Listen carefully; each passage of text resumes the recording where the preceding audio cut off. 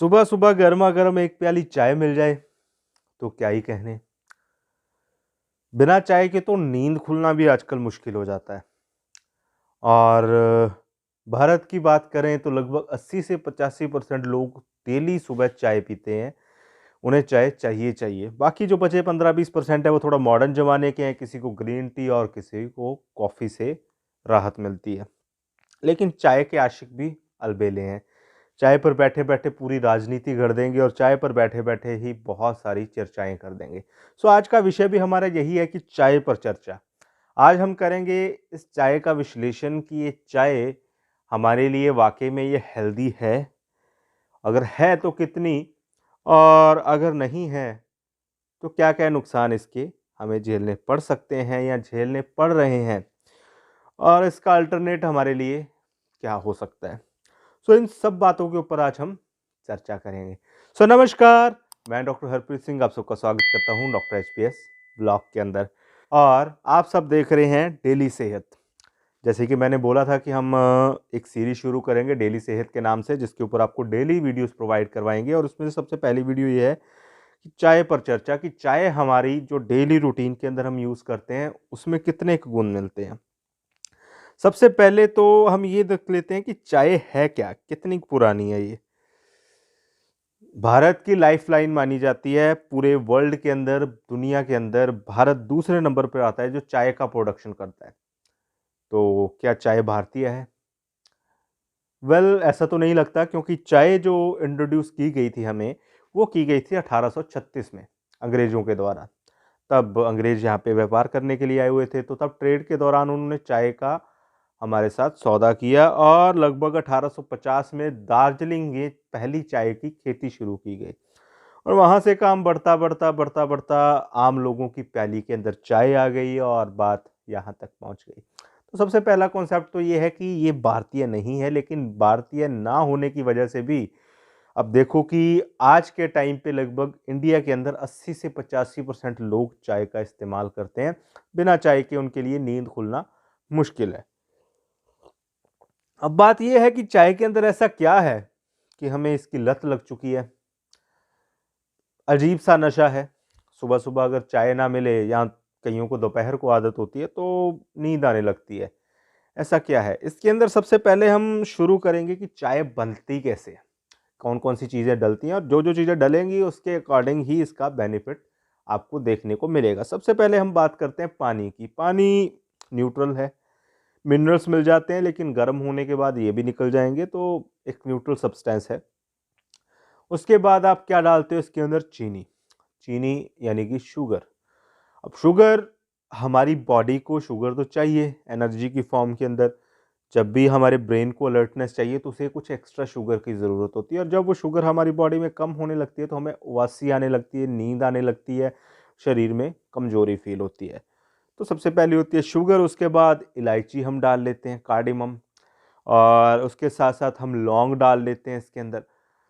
जो इलायची और लौंग होते हैं, ये एंटी इन्फ्लेमेटरी होते हैं, एंटीऑक्सीडेंट होते हैं नेचर के अंदर, ठीक है? और इसके साथ-साथ ये कुछ हार्मोन्स को बैलेंस करते हैं। मेल्स के अंदर जो इलायची है वो ख़ास तौर पे टेस्टोस्टेरोन हार्मोन है, जो मेल्स का रिप्रोडक्टिव सिस्टम का हार्मोन है, उसको कंट्रोल करता है, उसकी एफिशिएंसी को बढ़ाता है। और इसके अलावा इनके और भी एंटीबायोटिक गुण आपको मिल जाते हैं। इसके बाद आती है हमारी चाय पत्ती। असम के बागानों से तोड़कर इसको प्रोसेस किया जाता है। उसके बाद इसको कटाई की जाती है, फिर उसके बाद इसको अलग-अलग ब्लोअर्स के द्वारा अलग-अलग टेम्परेचर पर सेका जाता है और इसकी फर्मेंटेशन होती है। फर्मेंटेशन हम बोल सकते हैं एक प्रक्रिया है जो एक मटेरियल के अंदर अपने आप होती है, और उसके अपने आप होने की वजह से उस जो वो चीज़ होती है उसका पूरा का पूरा टेस्ट ही बदल जाता है। जैसे फॉर एग्ज़ाम्पल दही ले लीजिए, हम दूध के अंदर हम थोड़ा-सा खटास डालते हैं तो वो दही बन जाता है, क्योंकि वो खटास उसके अंदर फर्मेंटेशन का काम करती है। उसी तरीके से जो गर्मी है, वो चाय के अंदर एक फर्मेंटेशन का काम करती है, जिसकी वजह से चाय पत्ती हमारी तैयार होती है और बैग में पैक होके हमारे घरों तक पहुँचती है। वहाँ पर एक कॉन्सेप्ट ये भी आता है कि ग्रीन टी। अब ग्रीन टी भी है तो टी, है तो वही चाय, उसमें थोड़ी हरी है, उसको सुखाया नहीं गया है इतना ज़्यादा, इतना ज़्यादा फर्मेंट नहीं किया गया, तो इसलिए उसको ग्रीन टी बोल देते हैं। जो दूसरी है उसको ज़्यादा फर्मेंट किया जाता है और उसके बाद आपके घर तक पहुँचती है, तो वो एक नॉर्मल टी है। सो उसके बाद लास्ट में आता है हमारा दूध। अब दूध के अंदर लैक्टोज होता है, सुक्रोज होता है, तो बेसिकली ये भी एक बॉडी के लिए अच्छी चीज़ है। और दूध का एक सिंपल सा कॉन्सेप्ट ये है कि चाय के अंदर मिलता है हमें कैफीन। अब कैफीन एक ऐसी चीज़ है जो दवा भी है और दारू भी। यानी कि अगर आप ढंग से लेंगे तो ये आपके लिए दवा का काम करेगी, अगर थोड़ा-सा आप इसको ज़्यादा लेते हैं तो आपके लिए ये नुकसान कर सकती है। और कैफीन के जो असर को कम करने के लिए इसके अंदर दूध डाला जाता है। हम दूध यूजुअली दूध वाली चाय पीते हैं, लेकिन एक्चुअल में दूध को इसके अंदर इसलिए डाला गया था क्योंकि उसके अंदर जो कैफीन थी, जो आजकल हम ब्लैक टी का नाम सुनते हैं, ब्लैक टी के अंदर कैफीन ज़्यादा होती है, नॉर्मल टी के अंदर कैफीन कम होती है। उसका कारण यही है क्योंकि उसके अंदर दूध मिलाया जाता है और ज़्यादा दूध वाली चाय कैफीन को कम करती है और वो हमारे लिए ज़्यादा बेनिफिशियल है। तो ये तो हो गई हमारी चाय किस तरीके से बनती है। अब बात करते हैं इसके फ़ायदों की, क्या-क्या फ़ायदे हमें इसके मिल सकते हैं। तो सबसे पहले तो बात ये है कि जो चाय पत्ती है, चाय पत्ती के अंदर कैफीन होता है और ये एक एंटीऑक्सीडेंट का काम करती है। अब कैफीन हमारी बॉडी में क्या काम करता है? हम कई बार देखते हैं कि जब हमारी बॉडी काफ़ी लो फ़ील करती है, हम चाय पीते हैं, उसके बाद थोड़ा-सा अच्छा फ्रेश फ़ील होता है। ऐसा क्यों होता है? बेसिकली कैफीन हमारी बॉडी में एक हार्मोन को स्टिमुलेट कर देती है जिसे बोलते हैं हम कॉर्टिसोल। कॉर्टिसोल हार्मोन का काम क्या है कि हमें जगाए रखना है, हमें अलर्ट रखना है। तो जैसे ही हम चाय पीते हैं, कैफीन रिएक्ट करती है हमारे नर्वस सिस्टम पर और नर्वस सिस्टम आगे कॉर्टिसोल को पुश करता है कि भाई साहब आप जागिए, अभी नींद से जागिए, अभी काम बहुत है। तो इस तरीके से अब जैसे चाय पीते हो उससे हमें नींद से जागना पड़ता है, क्योंकि वो बॉडी सीधा जो भी चाय है वो आपकी बॉडी के नर्वस सिस्टम के ऊपर जाकर काम करती है। सो इसके फ़ायदे के अंदर सबसे पहला तो ये है कि ये अलर्टनेस करती है, आपको जगाए रखती है, थोड़ा फ्रेश रखती है, तरोताज़ा रखती है। और बाकी जो इलायची और उसके फ़ायदे तो वो हैं ही। बाकी कुछ लोग अपने हिसाब से सौंफ भी ऐड कर लेते हैं, दालचीनी भी ऐड कर सकते हैं, अर्जुन छाल भी ऐड कर लेते हैं, तो उसके हिसाब से उनके बेनिफिट्स बदल जाते हैं। लेकिन जो मेन चाय है, जो कॉन्सेप्ट होता है चाय पत्ती का, उसके तो ये 2-3 ही हैं कि आपको एक अलर्ट रखती है और फ़ोकस्ड रखती है। अब बात करते हैं कि ये तो हमारे फ़ायदे थे कि हम अलर्ट और फ़ोकस्ड कैसे हो जाते हैं चाय पीने के बाद। अब बात करते हैं कुछ इसके नुकसानों की। नुकसान ऐसे है कि आप इसको एक एग्ज़ाम्पल से समझ सकते हैं। एक जॉकी एक घोड़े को जब भगाता है, आपने देखा होगा घोड़ों की रेस के अंदर एक घुड़सवार है जिसे हम जॉकी बोलते हैं और जो वो घोड़ों को भगाता है, तो एक नॉर्मल बात है, कोई भी पशु है, हम भी हैं, जब दौड़ेंगे एक सर्टेन लिमिट तक हम थक जाते हैं। लेकिन अब देखा जाए, अगर वो जॉकी उसको फिर से हंटर मारेगा या हमारे पीछे कोई शेर पड़ जाए तो एकदम से एनर्जी आ जाती है। कहाँ से आती है? वो एक स्टोर्ड एनर्जी होती है, मसल्स के अंदर स्टोर्ड एनर्जी होती है। वो स्टोर्ड एनर्जी हमारे को पुश करती है कि भाई अब तेज भागो, खतरा है। उसी तरीके से जिस तरीके से घोड़े पर हंटर मारने से ऐसा होता है।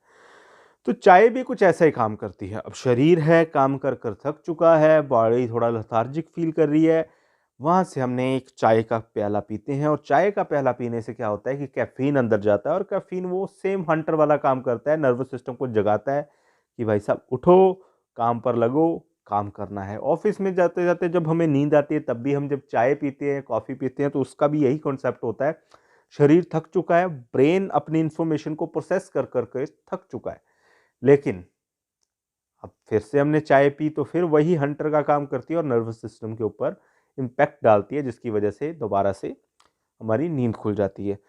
तो नुकसान की बात करें तो ये है कि अगर ज़्यादा चाय पियोगे तो आपको जो नर्वस सिस्टम है उसके अंदर जो कॉर्टिसोल हार्मोन है वो ज़्यादा बढ़ जाएगा, जिसकी वजह से मेलाटोनिन हार्मोन है वो आपकी बॉडी में कम हो जाएगा।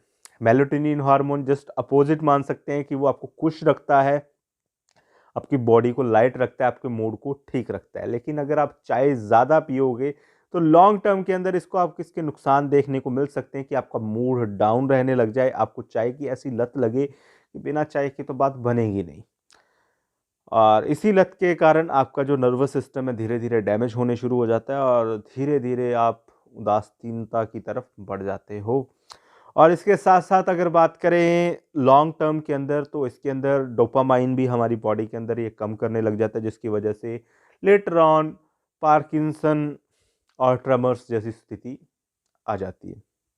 तो ये तो बहुत जो एक्सट्रीम वाले हैं चाय के लवर, दिल जले आशिक होते हैं ना कि नहीं मैं तो तेरा पीछा नहीं छोड़ूंगा, दुनिया चाहे जो मर्जी कहे, उनके लिए है। जो दिन के अंदर 5-5 6-6 बार चाय पीते हैं, उनके लिए ये नुकसान ज़्यादा करती है।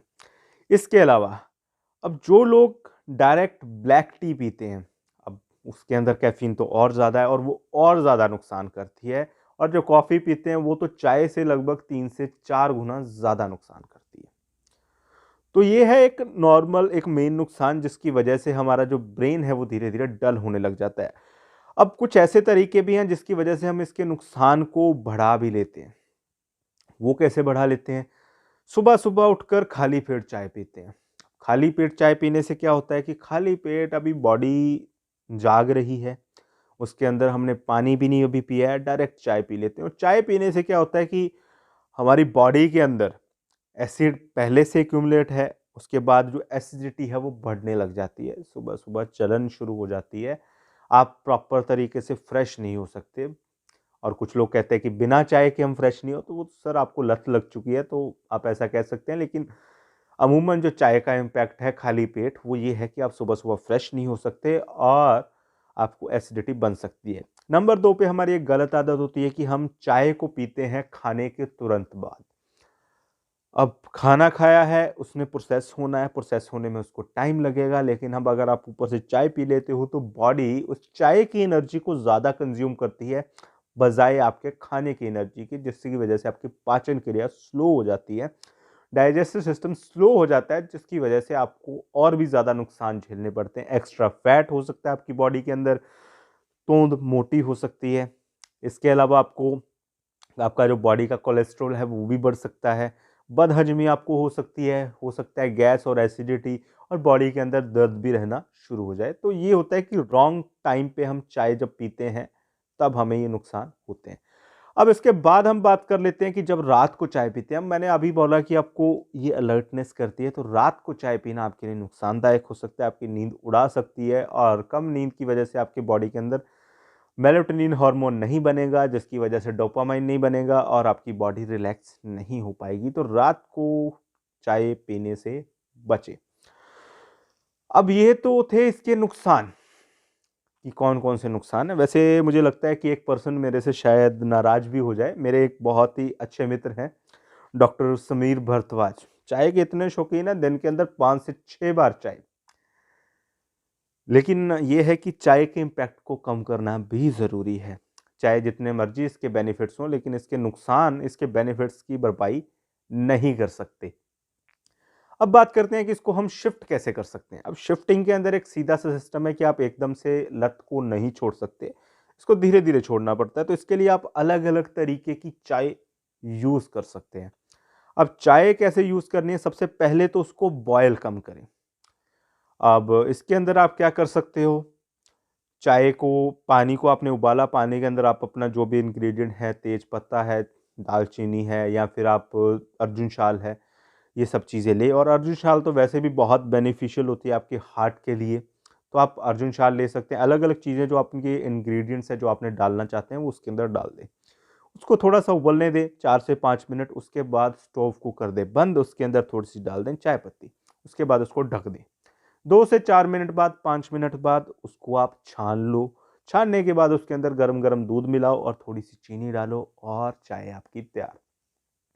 कम उबलने की वजह से इसका जो कैफ़ीन की मात्रा है वो भी आपकी बॉडी के अंदर कम लगेगी। टेस्ट लगभग सिमिलर रहता है, और इसकी वजह से आपको जो हेल्थ के अंदर नुकसान होते हैं वो थोड़ा कम होंगे।